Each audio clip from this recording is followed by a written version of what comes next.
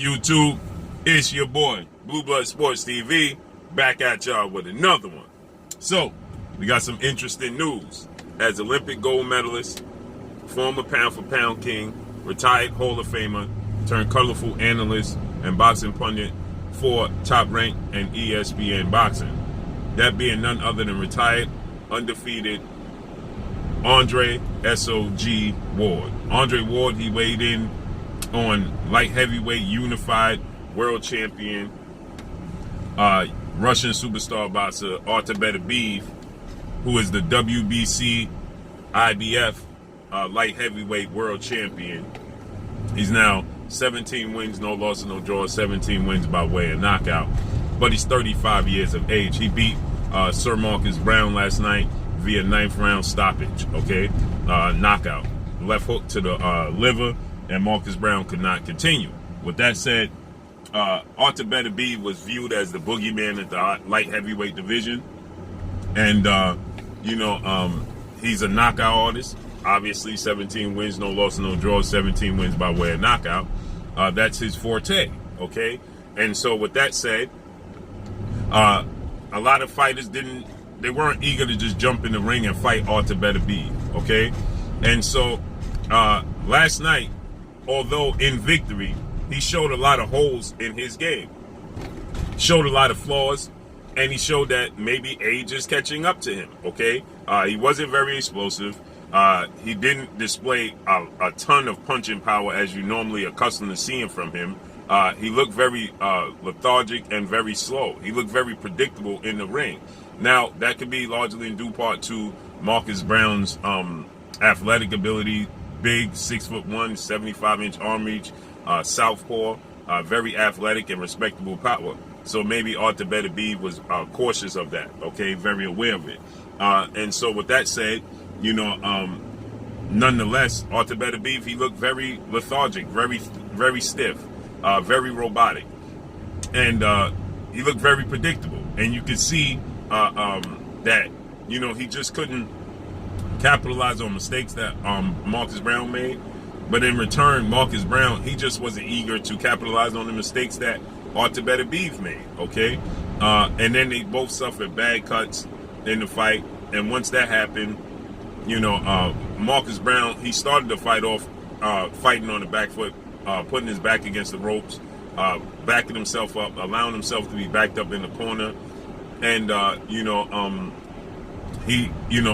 knew it was just a matter of time if you continue on that pace with that style and that game plan, to when you're dealing with Artur Beterbiev, a power puncher. You keep allowing yourself to be trapped in the corner and trapped on the ropes. He's going to eventually capitalize on it, okay?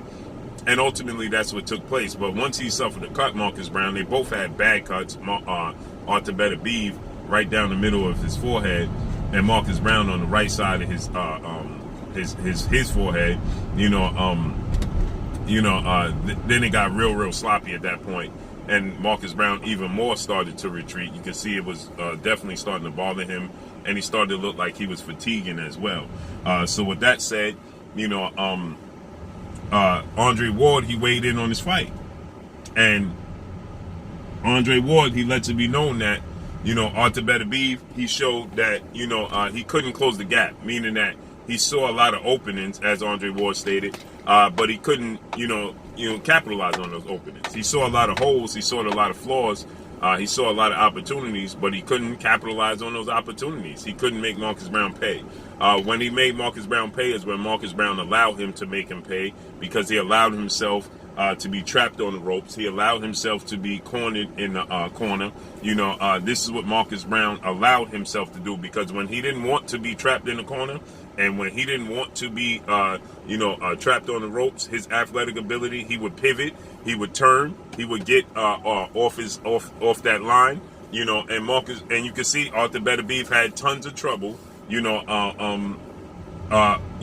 capitalizing. So, Andre Ward, he stated that, for sure, now you can see, for sure you can see that, that, it's possibly age, it's possibly, it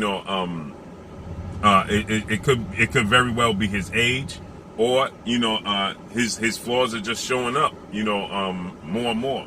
So with that said, he says that now a lot of these fighters are going to want to take the opportunity. They're going to want to take the chance in fighting him because they feel like he's flawed. Okay, and a lot of people going to take that it's an opportunity, as Andre Ward said, and now people are assuming that he's talking about 4-division world champion Mexican superstar boxer who's currently the newly crowned undisputed super middleweight Saul Canelo Alvarez, who's 57 wins, 1 loss, 2 draws. He is 39 wins by way of knockout, 31 years of age, 5'8" with a 70-inch arm reach. So many people, they look at Canelo Alvarez and they feel like he's an opportunist. Okay, when Canelo Alvarez feels like he likes his chances, that's when he makes those fights happen. And that's not opinionated. That's a fact, because Canelo Alvarez just recently came out. His well-renowned trainer, Eddie Reynoso, who's 2-time trainer of the year, he stated that they're going to move up to cruiserweight and look to fight Mkubu, who is 28 wins with 2 losses, 25 wins by way of knockout. So he's big and strong, but he's been knocked out before. But Eddie Reynoso, more importantly, he stated that we like our chances against Mkubu. That's a fight we feel like we can win. So obviously they're going into the fights that they feel like they can be successful in. That's a fight that we can win, and that's a fight that we want to take. Okay, they're not taking 50-50 fights. They like the fights that they like their chances in. So Andre Ward stating that you're going to see guys now miraculously want to take more opportunities, take the opportunity to fight Artur Beterbiev because he looks vulnerable. Okay, and obviously everybody assumed that Andre Ward is referring to Canelo Alvarez. There's a slight built-in rivalry between Andre Ward and Canelo Alvarez, and the reason that is because Andre Ward dominated the super middleweight division. That was his division. He won the Super 6 tournament. Okay, he won the Super 6 tournament. He ruled that division. Now, he never became undisputed. Canelo Alvarez became the first undisputed super middleweight in the history of sport of boxing. But when Andre Ward was the pound-for-pound best fighter in the world, Canelo Alvarez was active, okay? And there was no thoughts, there was no conversation, there was no mention that Andre Ward and Canelo Alvarez would be facing off. It seemed like the furthest thing from anybody's mind, okay? It seemed like it just simply wasn't a realistic situation, okay? And it seems like as soon as Andre Ward retires and exits the sport of boxing, now we have a situation where Canelo Alvarez wants to campaign in that weight class. We know Canelo Alvarez, he went up to light heavyweight. Okay, Artur Beterbiev was waving his hand and saying that he would love to fight Canelo Alvarez. And they chose Sergey Kovalev, who already previously been knocked out twice. Okay, who already had 3 losses on his resume. Okay, and that's the guy they chose to face off against. Okay, is Sergey Crusher Kovalev. He was viewed as the weaker link out of the champions. Artur Beterbiev is the unified WBC IBF champion. You have Dimitri Bivol, who's undefeated. He's a WBA champion, and Sergey Kovalev. Okay, now one can make the case that Sergey Kovalev is the bigger name out of the 3, but he's definitely the weaker link. And the problem is that Canelo Alvarez has the pick of the litter. Okay, if Canelo Alvarez says he wants to fight Artur Beterbiev, he'll jump at the opportunity. And then Eddie Reynoso, he stated that after the Sergey Kovalev fight, that Canelo Alvarez was more than willing to fight Artur Beterbiev. This is what Eddie Reynoso stated. Okay, well, after Canelo Alvarez beat Sergey Kovalev, became the light heavyweight 4-division world champion, he moved back down to super middleweight. He didn't look to unify, and Artur Beterbiev and Dimitri Bivol were more than willing to take the fight. So that's why people look at Canelo Alvarez as an opportunist. He dropped back down to super middleweight, and then he fought for the vacant WBC title that was vacated by 2-time WBC super middleweight world champion Mexican superstar boxer David Benavidez. who was undefeated, lost his belt on the scale and lost it outside the ring due to recreational use. And he fought Caleb Smith for his WBA title, who was an undefeated British light super middleweight world champion. You know, and he did so in a calendar year. You can't take that away from him.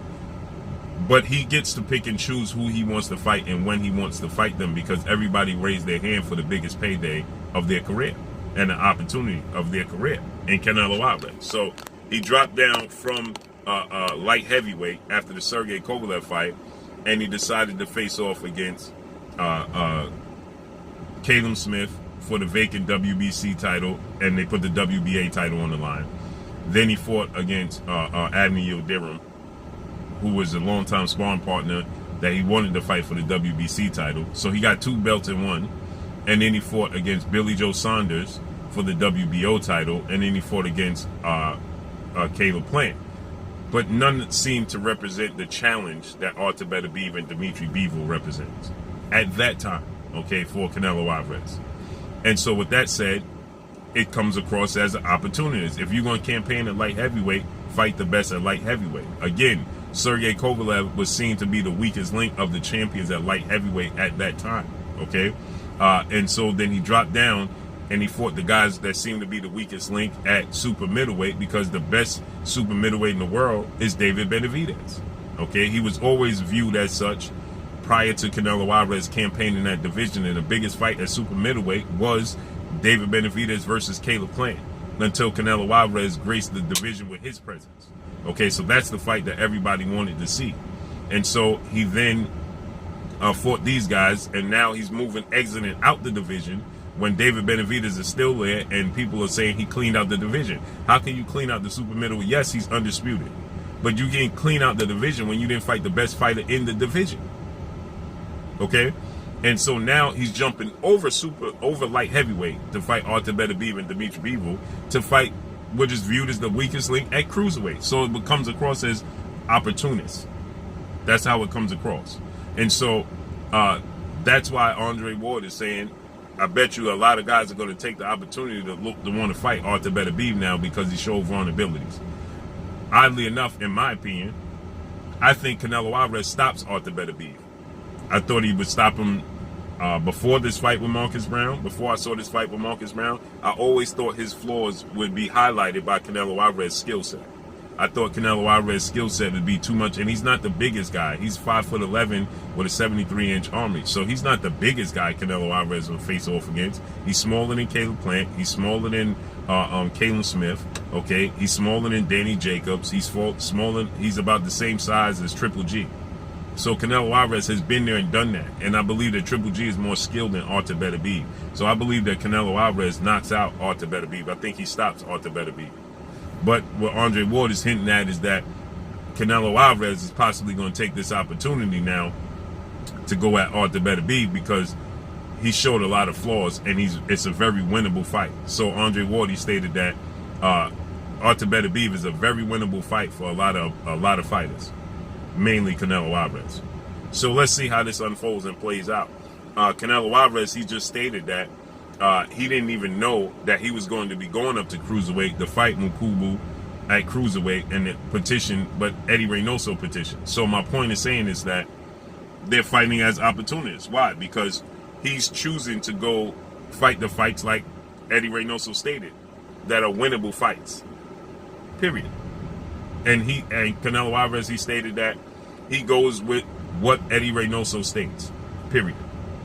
So he knew Eddie Reynoso stated on numerous occasions, we're going to go with the fight that we deem to be winnable for us. So that's all I got for y'all. Make sure you hit the like button, drop a comment in the comment section, let me know what y'all think. Y'all already know what it is. It's your boy Blue, Blue Blood Sports TV. Hate, like, comment, and subscribe. If you haven't subscribed, hit the subscribe button, hit the like button, hit the bell icon to get all the new notifications. Follow me on Instagram at Blue Blood Sports TV, all one word. Y'all already know what it is. Shout out to the entire LDBC. Shout out to New Media. Shout out to Black Media Row. Make sure you like your shitty videos. That's all I got for you. Peace. Oh, it is your boy Jada Kiss. Make sure you check out Blue Blood Sports TV. It's going down.